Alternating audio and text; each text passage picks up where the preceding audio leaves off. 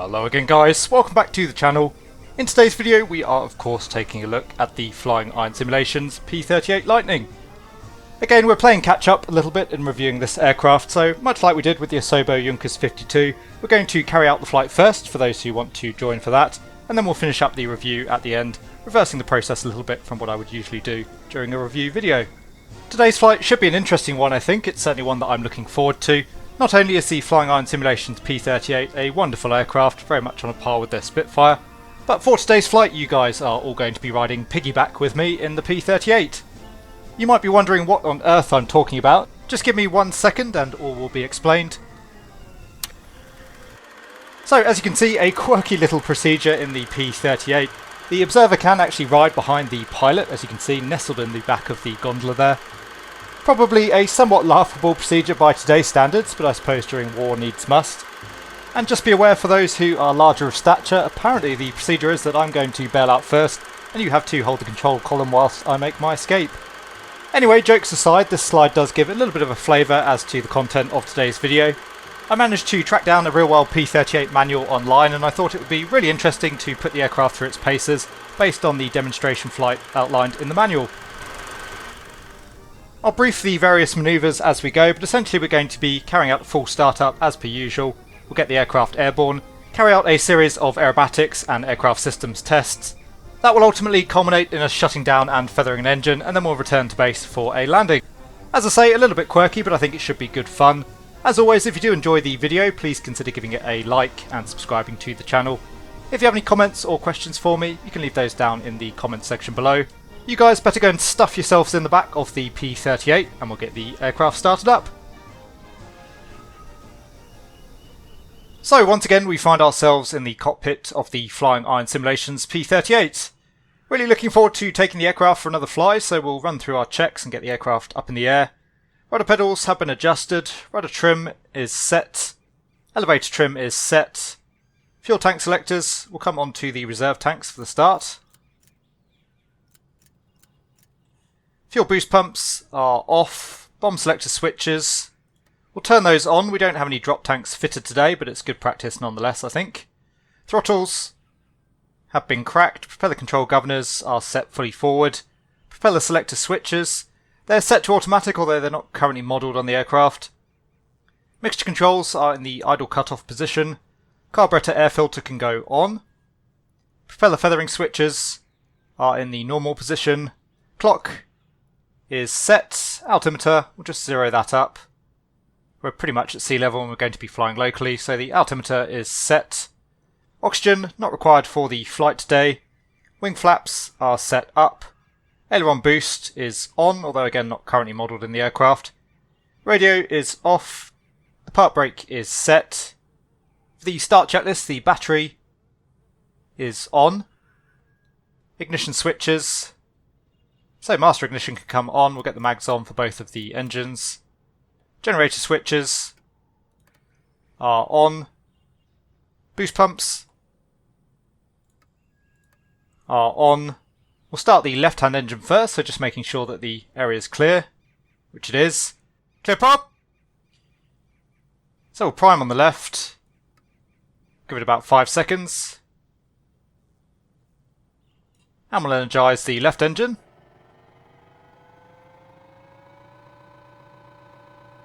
And hit the starter.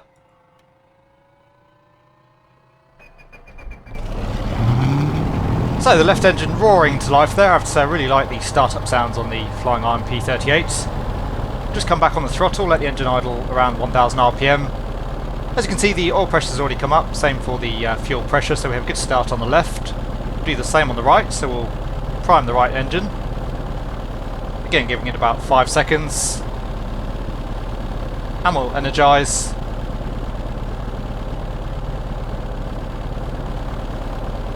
And hit the starter.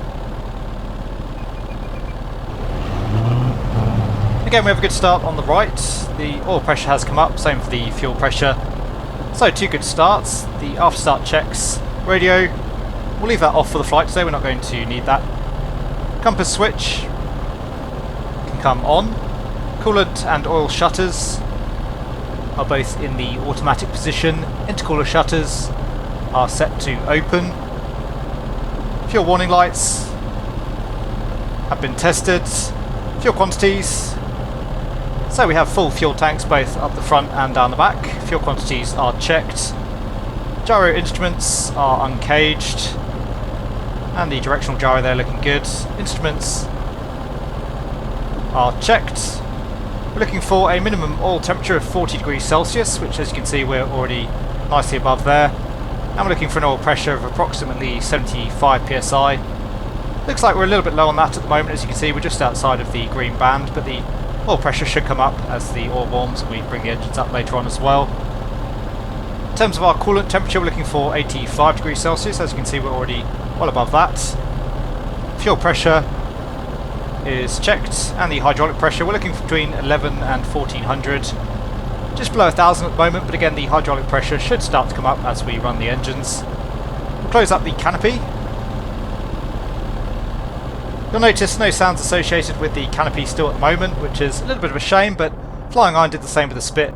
I'm pretty sure they'll correct that later on as they did with the Spitfire. So the after start checks are complete. We'll carry out the run up in our present position, so just running through the before takeoff checks. Safety belt and shoulder harnesses are secure. Canopy is closed and locked. Rudder and elevator tabs are set. Fuel selectors. We're on the reserve tanks. Electric fuel booster pumps. We'll go on to emergency for the takeoff. Drop tank selector switches are set on. Propeller governor controls are set fully forward. Propeller selector switches are set to automatic. Throttle friction has been adjusted. Mixture is set to auto rich on both engines. Gyros and flight instruments are checked. Generator switches are on. Oil and coolant shutters are set to automatic. Intercooler flaps are set open. Dive flaps are up. Wing flaps are up. Aileron boost is on. So that's the before takeoff checks complete. For the run up, we'll come up to 2300 RPM.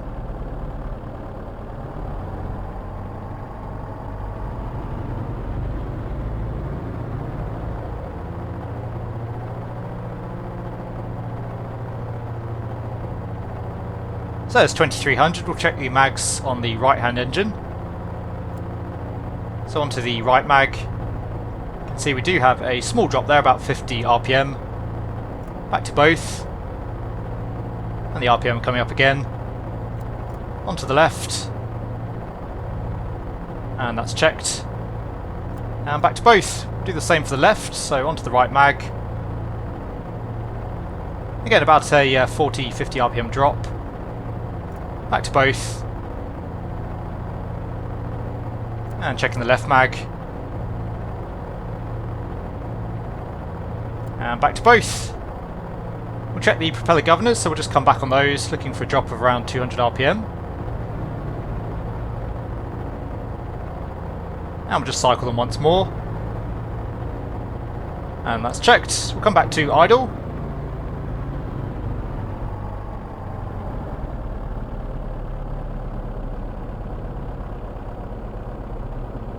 Idling around 800 RPM by the looks of it. And now coming back up to 1100 RPM. Just to keep the spark plugs from fouling. So we're all set and ready for the takeoff. We'll get ourselves taxied into position on the runway. No windsock around, but I'm pretty sure there's not much wind around today looking at the tree, so we'll just take off in the current direction that we're lined up for. Park brake is off. All clear on final.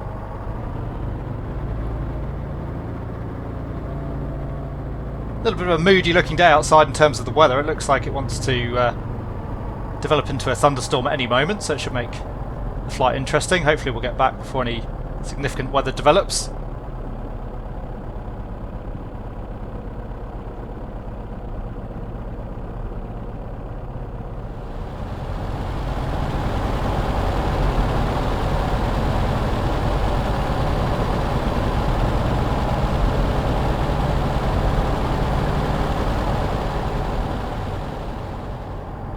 So we're all set and ready to go. As you can see, there's quite a bit of weather building out towards the west there. We've got a few drops of rain now on the windshield as well. Certainly getting to that time in the afternoon where in this part of the world you would be expecting some weather activity, so we'll do our best to avoid that as we go. Anyway, feet off the brakes, we'll come up to 54 inches on manifold pressure for the takeoff.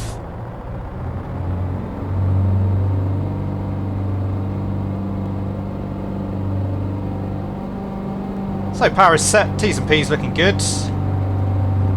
As with most aircraft in the sim, the P-38 is rather sensitive on the rudder. Anyway, we're airborne, we'll tap the brakes, gear can come up. And we'll just keep takeoff power momentarily, we're clear of the tree line.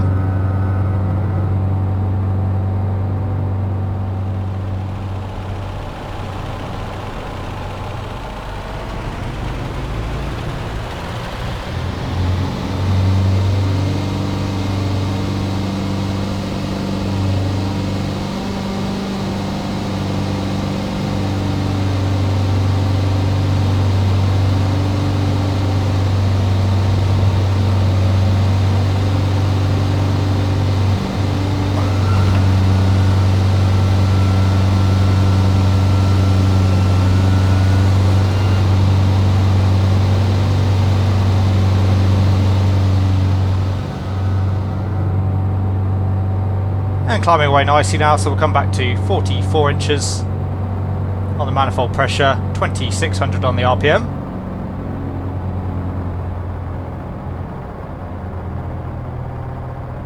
And again, not really looking like we want to head out towards the west.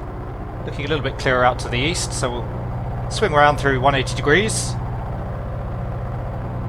And just continuing to climb around 165 miles an hour. We'll gain some altitude before we carry out the first of our manoeuvres. We'll try our best to stay over land as well, otherwise it gets a little bit disorientating trying to do manoeuvring and stalls and spins over the water.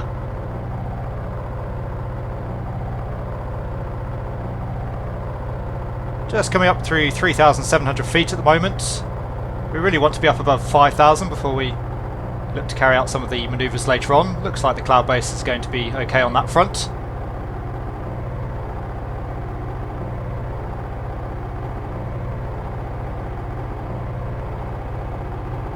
As I say, the weather looking a little bit nicer out to the east. Anyway, establishing the climb, the emergency fuel pumps can go off. We'll come on to the main fuel tanks now. And just keeping an eye on those temperatures and pressures. Everything looking pretty good there at the moment, just slightly high on the coolant temps at the moment. And coming up through 5,000 feet. Anyway, we'll just continue to climb a little bit more, we'll level off, and I'll come back to you again for the first of our manoeuvres. So the first profile outlined in the P-38 demonstration flight is basically just a couple of relatively simple aerobatic manoeuvres. In our P-38 we're going to carry out a loop and then an Immelmann turn. Obviously the aim of the exercise is to get acquainted with the aircraft's handling characteristics. As you can see, we're looking for manoeuvrability and ease of performance in terms of the flight model, so we'll judge that against the FlyingIron Simulations P-38. We've already had a little bit of a caveat for our taller passengers down the back.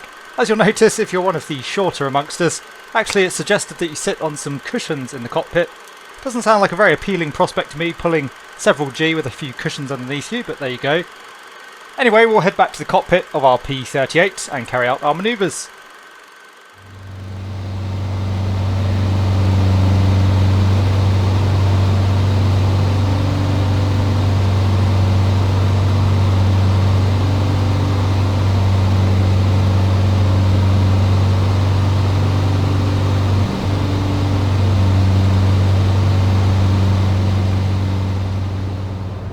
So we have ourselves nicely established in the cruise. Now we're doing 30 inches on the manifold pressure, 2100 RPM at the moment, and we're doing a speed of around 230 miles an hour, just for reference.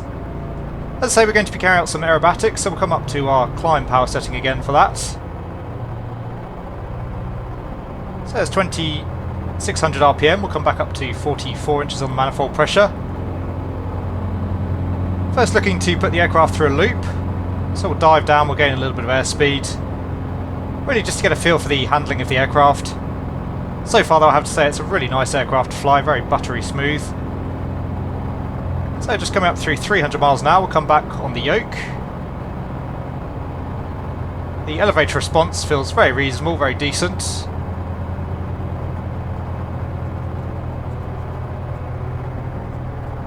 And just coming up through the top of the loop, again the aircraft feels really nice. Chop the throttles. Trying our best to avoid the clouds there. And the speed building up once again as we come through the bottom of the loop. Even pulling a few G there, as you can hear. Pilot struggling a little bit with that. Anyway, overall the aircraft, as I said, feels really nice in terms of how it flies. The loop was really good. So next we'll try an Immelmann. We'll just put the aircraft again into a little bit of a dive, more just to keep away from the clouds this time. Just coming down through about 4,500 feet. There's our 300 miles an hour, so again coming back on the stick.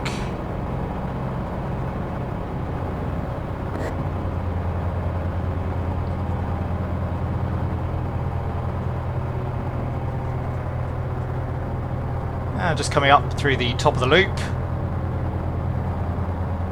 And we'll put in some aileron just to roll the aircraft wings level. Again, overall the aircraft is really nice in terms of how it flies.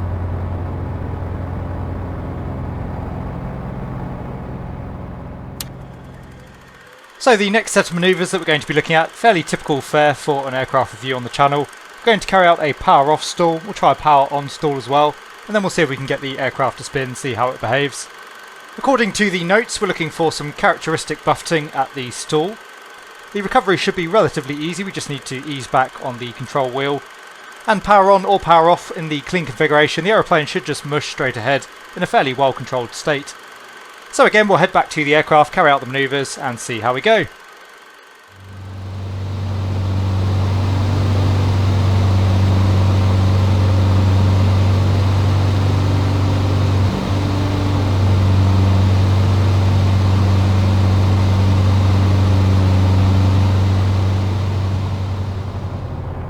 So we're back down at 5,000 feet. As I say, the next thing we'll look at is a stall and see whether or not the aircraft enters into a spin. First thing we'll try is a power off stall, so we'll just come all the way back on the power. Pitching the nose up, letting the airspeed bleed off. And we'll just see how the aircraft behaves. The real world Lightning apparently pretty sedate in the stall, it should more or less just mush back down.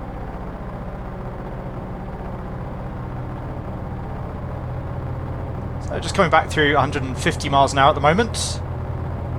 Control's getting pretty heavy now, having to use some elevator. Probably about half deflection at the moment. Aileron's definitely feeling less responsive as well. There's 100 miles an hour.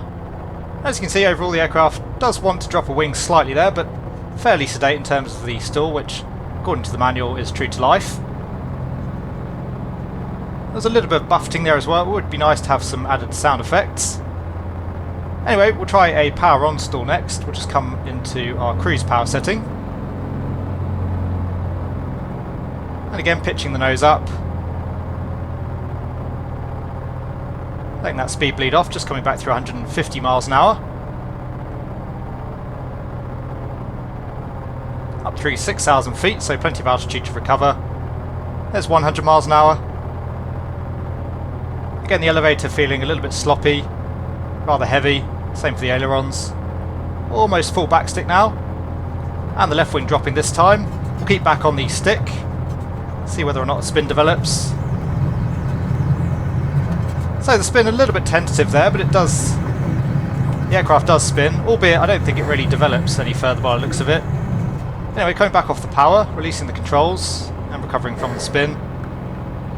Yeah, so basically the aircraft will go into a spin, but it seems to only do one rotation and then it more or less recovers on its own. So the next manoeuvre, one that I think is going to be really interesting to try in the aircraft. We're going to look at compressibility, namely its effects on the P-38. Compressibility was a phenomenon that made itself more and more apparent during World War II as aircraft speeds generally increased. Scientists and engineers of the time still didn't fully understand the phenomena of compressibility, although pilots were generally aware of the effects on the aircraft. Essentially, as high-performance aircraft like the P-38 started to approach transonic speeds, particularly in a dive, Airflow over the wing was actually capable of reaching speeds in excess of Mach 1. This would form shock waves or compression waves over the wings of the aircraft, potentially rendering the flight controls inoperative. The P-38 was notorious for this issue. Many pilots unfortunately lost their lives in high-speed dives. One of the exacerbating factors in the P-38 in particular is the gondola, or the cockpit, and the engines actually form a little bit of a venturi, funneling the air over the wings at even higher speeds. So as I say, the P-38 was particularly prone to compressibility, and the elevator would often become inoperable in a high-speed dive. As such, later variants of the P-38 were fitted with dive flaps. These dive flaps, whilst they did provide some drag on the aircraft and were certainly intended to be used at the instigation of the dive, their primary aerodynamic effect was actually to pitch the aircraft's nose up, of course reducing speed and taking the aircraft out of the region of compressibility. Anyway, as I say, it's going to be really interesting, I think, to see how well or not FlyingIron Simulations had modelled compressibility, and indeed dive brakes. So once again, let's head back to the aircraft and put the P-38 through its paces.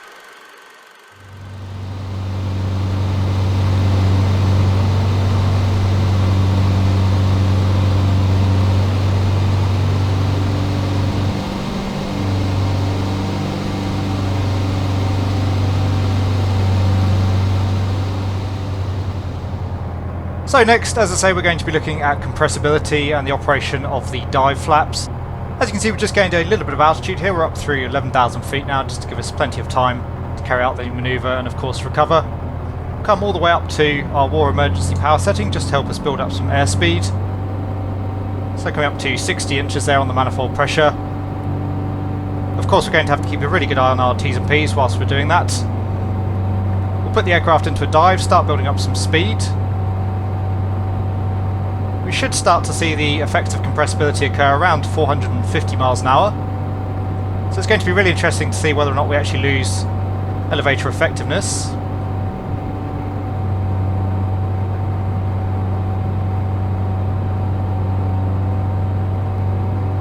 Just coming up on 400 miles an hour at the moment. Looks as though we've blown our turbochargers, which is interesting to see. I'm not sure they would give up that quickly in reality, but nonetheless, pretty cool. And just coming up on 450. Elevator is feeling really heavy actually, it's pretty much impossible to recover from that, so we'll take the dive brakes. And as you can see, the aircraft does actually pitch up, and we are recovering from the dive. Come back there on the power. Looks like we didn't do our engines any favour there in the dive. So really nice to see. Compressibility is obviously modelled in the aircraft, and the dive brakes do in fact work. So we might have to do a little bit of a reset here for the next exercise, and I'll come back to you again once we've got a new pair of Allison engines plugged onto the aircraft.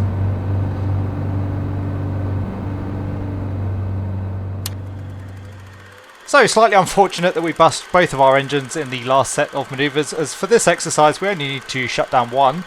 For the last profile we're going to be looking at engine failure or shutdown and then feathering of the prop.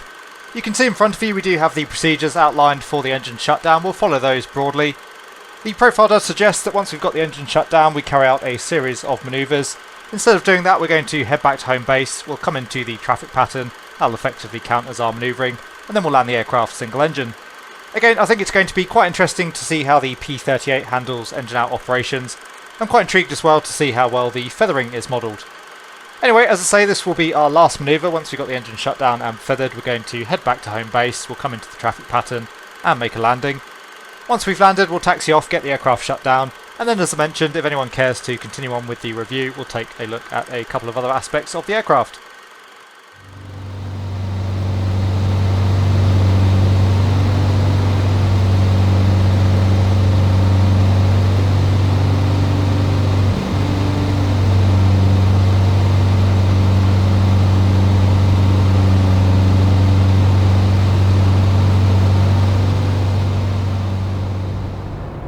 So as I say, one last test before we make our way back to home base. We're just going to carry out a simulated engine failure. We'll shut the engine down and then feather the prop. We'll carry out the failure on the right hand engine, so we'll close the throttle.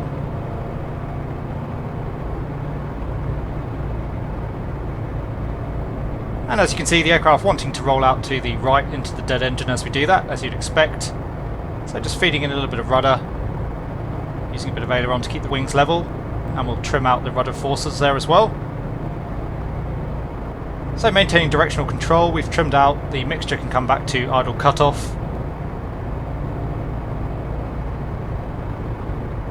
And you can see the engine is now effectively dead, that's running down. So we'll carry out our drills. The mixture is up, pitch is up, come up on the power. Dead leg is the right leg, which means we've had a right engine failure, as of course we're expecting here. And confirming that with the feathering light, so we'll feather the right hand prop. Just coming up abeam the river at the moment, so fairly close towards our home base. A little bit tricky to spot the runway at the moment though, with the weather such that it is. You can see the right hand prop RPM there rolling down, and the prop now feathering. Seems to work pretty flawlessly, which is nice to see. And having to use quite a bit of rudder here now that we've got high power on the left engine. So continuing to trim out those forces.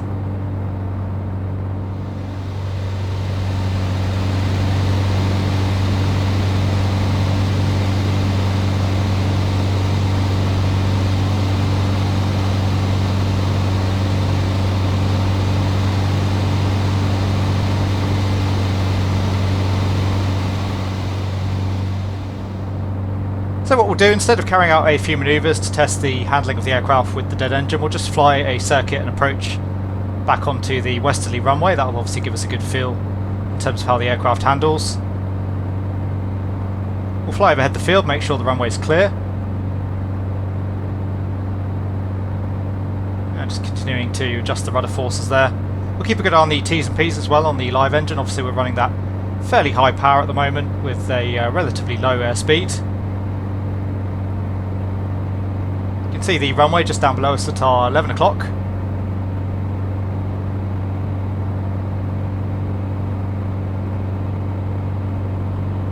As I say, we'll fly over the top of the field, we'll enter in for a left-hand downwind and come back for a single engine landing just to do something a little bit different.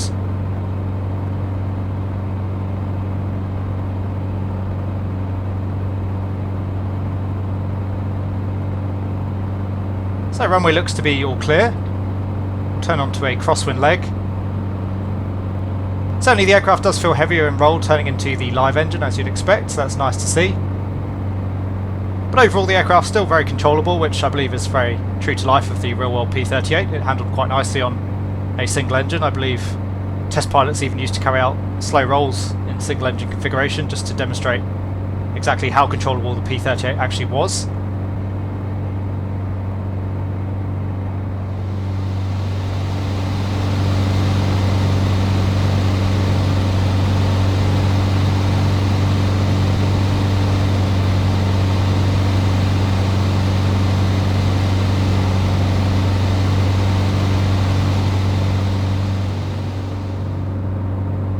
So we'll start a turnaround onto final. Still got plenty of altitude in hand at the moment. We'll avoid configuring the aircraft until we're confident we're going to make the runway. We'll start coming back on the power though. We'll get the speed back to around 150 miles an hour. That way we can start configuring as we wish.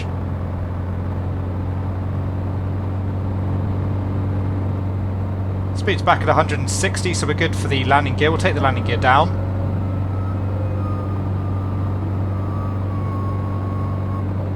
And the gear is down.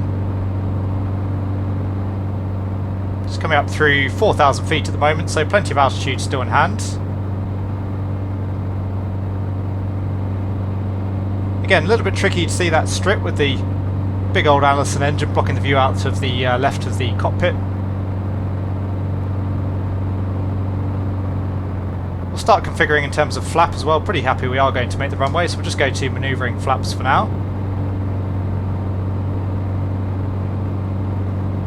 And we'll start to turn around towards final. We'll aim to maintain 150 miles an hour down final approach. Take another stage of flap.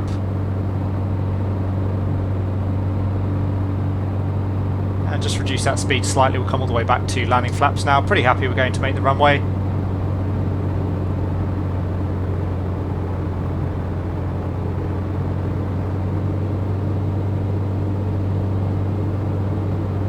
Profile's looking good at the moment. As you can see, we're a little bit high, but that's fine. That's what we want.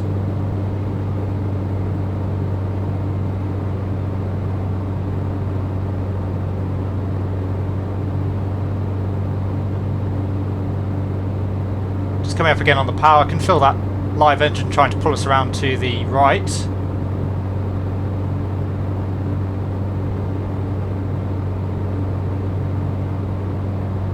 Speed's looking good. So pitch is full fine, undercarriage is down, flaps are set, landing clearance is not required, the runway is clear.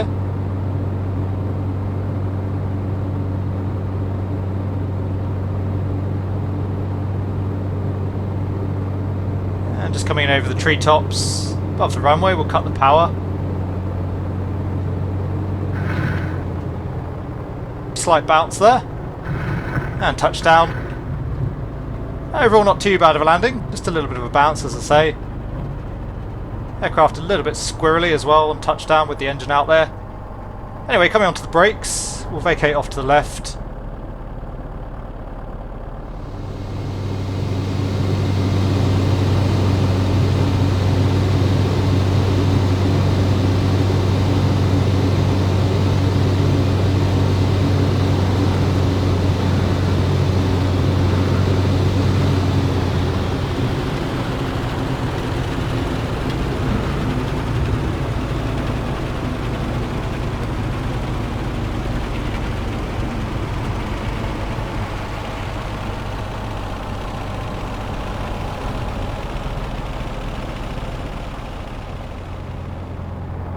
In terms of the taxi, overall the aircraft is pretty decent. As I mentioned during my preview of the aircraft, it's a little bit strange at high speed. It does feel a little bit mushy. The same for the takeoff really. Almost feels like the aircraft is sliding around at high speed. Anyway, feet on the brakes. We'll take the park brake on. And just coming up to 1200 RPM again on the live engine just to make sure we don't foul up the spark plugs. And again, a few drops of rain there on the canopy. Definitely feeling like it wants to rain at some point this afternoon. And the after landing checks, so to stop the engine, throttles will come up to 1600 RPM on the live engine. Or at least thereabouts. I'll hold that for a few seconds, again just to burn off any impurities on the spark plugs. And then coming back to 1200.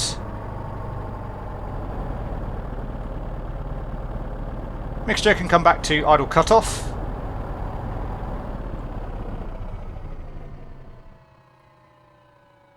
And the engine stopped firing, so we'll just open up the throttles. And the propeller stop. Mags can come off. As can the master ignition. And we'll just get the rest of the switches off in sequence. So compass switch is off. Fuel pumps can go off. Bomb selector switches are off. Generator switches are off. Fuel tank selectors will go back to the off position. And lastly, we'll get the aircraft battery off.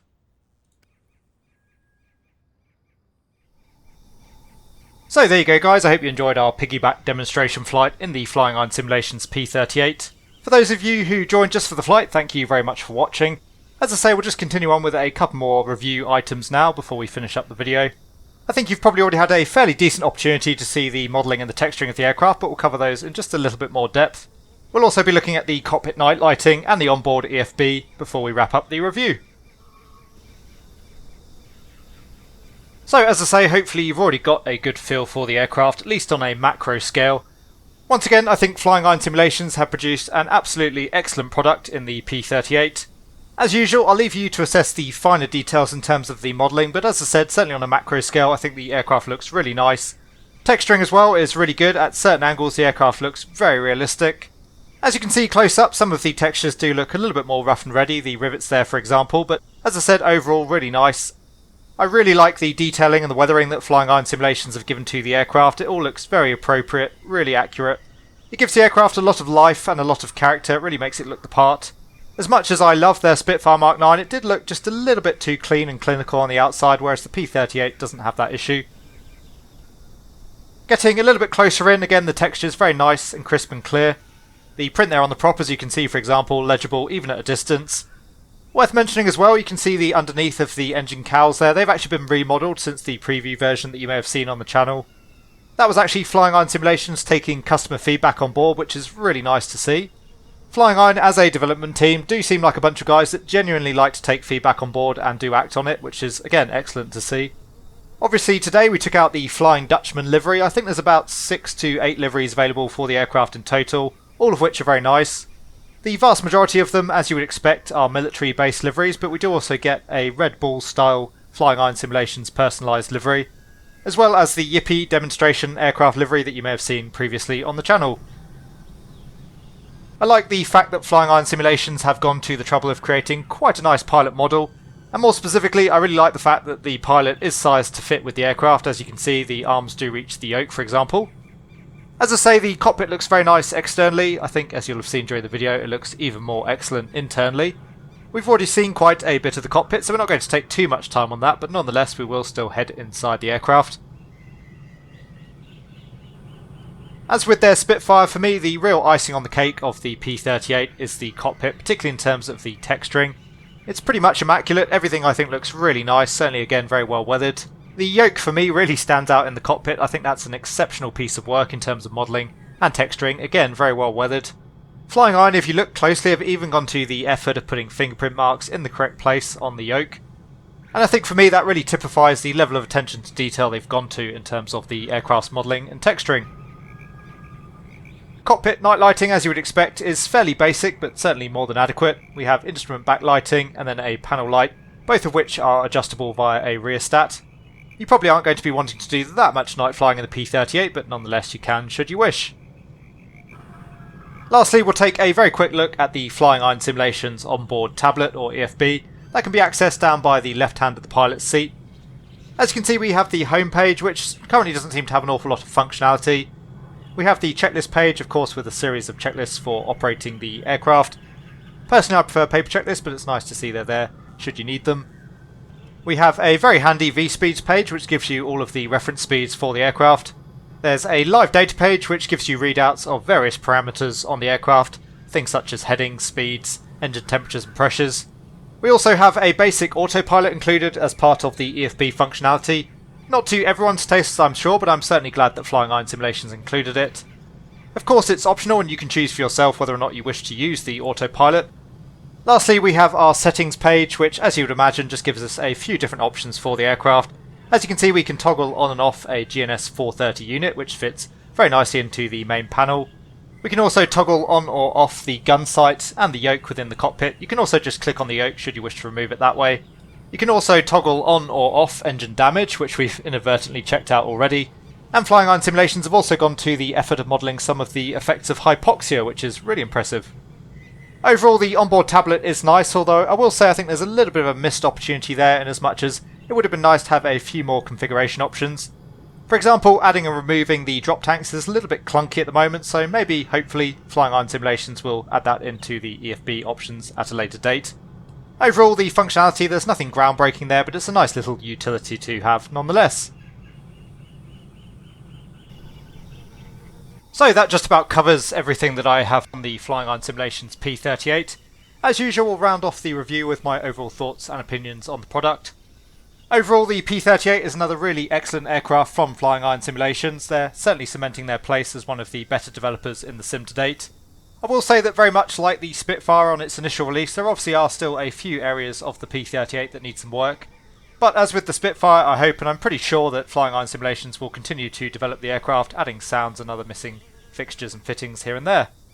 I don't really have a whole lot that I can say that's negative about the aircraft in all honesty. As I mentioned, the drop tanks are a little bit fiddly in terms of adding and removing those, so it would be nice to see that as a tablet option at some point. Similarly, I do think more use could be made of the tablet with various other features, but that's probably just a personal preference. Overall, the aircraft behaved much as I was expecting it to based on the real-world profile that we flew there.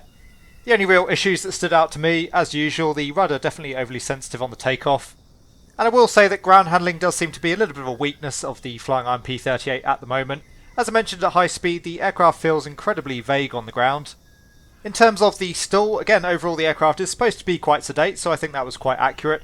Although it would have been nice to see a little bit more in terms of buffeting, perhaps some noise associated there as well, given that the manual specifically states that the aircraft is prone to buffeting in the stall. And lastly, just to touch on the engines, I'm not entirely sure whether or not that's just user error, poor piloting on my part, or whether there's currently a bit of an issue with the engines. They certainly seemed to let go very quickly there in the dive. We only had war emergency power set for probably less than 30 seconds. I was also watching Dreams of Wings fly the P-38 the other day, and as a little aside, his channel is very much dedicated to warbirds, well worth checking out. But he was seemingly having some engine issues as well. It looks as though the turbochargers are cutting in and out. So it does leave me wondering whether or not there's perhaps just a slight modelling issue there at the moment in terms of the engine damage. In terms of systems, overall the aircraft seem to be pretty comprehensive, although there are just a couple of things in the cockpit still not functional at the moment. I'm not entirely sure whether or not FlyingIron Simulations are looking to address those at a later date. And speaking of things that I would like to see fixed up in due course, as we saw there are still some sounds missing in the cockpit. Personally, I've become a little bit pedantic these days with aircraft sounds. I feel it kills the immersion when you operate the controls or the canopy, for example, and there's no associated sound. So, again, hoping that FlyingIron Simulations will address that. I'm fairly sure they will, again going off the Spitfire as a reference. On the subject of sound, I feel as though the engine sounds on the aircraft could use a little bit of work. I believe that the Allison engines are not quite as sonorous as something like a Merlin, but nonetheless I feel they're just lacking a little bit of depth at the moment. There are some aspects of the engine sounds which are excellent. As I mentioned, I really like the startup sounds for the aircraft. As always though, sound seems to divide people, and during the preview that I ran of the aircraft, many people did like the engine sound, so of course that's just my personal opinion. Really though, overall that's pretty much all I have in terms of the negatives. As I say, once again, FlyingIron Simulations have done an absolutely top-notch job with the P-38. It's great to see that obviously the Spitfire wasn't a fluke. They're obviously very competent developers. They produced another really nice aircraft for the sim. Texturing and modelling of the aircraft is absolutely excellent, particularly internally. Systems, as I said, generally very comprehensive. Flight model, with the few typical Microsoft Flight Simulator exceptions, seems to be pretty accurate overall. And overall the Lightning is just a very interesting, very pleasant aircraft to fly, very immersive as well. A really top-notch product in its own right already, but as I said, hopefully will continue to be improved by FlyingIron Simulations as it goes forward. I do have to say a big thank you to FlyingIron Simulations for letting us take a look at the P-38. Thank you very much as well, of course, to you guys for watching the video, particularly if you've stuck around to the end. As always, if you did like the video, then please consider giving it a like. If you'd like to see more content from the channel, then please consider subscribing. If you have any comments or questions for me, you can leave those down in the comment section below. And as always, I'll do my best to answer them. A very big thank you to all of my channel members and patrons for your support. As always, it's hugely appreciated. I hope everyone is having an awesome day, and if you've already picked up the Lightning, then I hope that you're very much enjoying flying the aircraft. As always guys, thank you very much for watching, and I will see you all again soon.